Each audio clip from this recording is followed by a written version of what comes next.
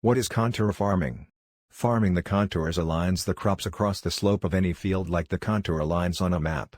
This better aids the capturing of water by slowing it down and allowing to percolate into the soil.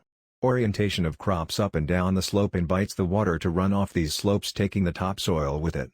Topsoil's loss should be avoided at all costs. It takes years to build topsoils. Obviously, the slope of the field and the lines of crops or trees will determine how deep the water can accumulate, which should be no more than a large puddle size. An example would be a swale anchored with trees. Small standing water for a few days or so is not a problem. Any longer in the ground will lose access to air and the biological activity will die off. Extended waterlogging of the land will, over time, change the beneficial microbes to anaerobic biological activity, which, predominantly, do not produce healthy crops and foods. Small puddles or swales are adequate to manage the water from most rain events. Plowed fields should be orientated across the slope of the field wherever possible to create a swale effect with every peak and trough aligned across the slope. This captures water which soaks into the ground and reduces topsoil erosion and loss. Care must be taken to not exceed safe operating slopes for tractors.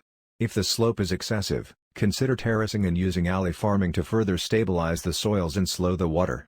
Remember, trees allow water to permeate into the ground 67 times faster than grass or crops while they anchor the soils to the hill. Thanks for watching another Efficiency Professor Media presentation.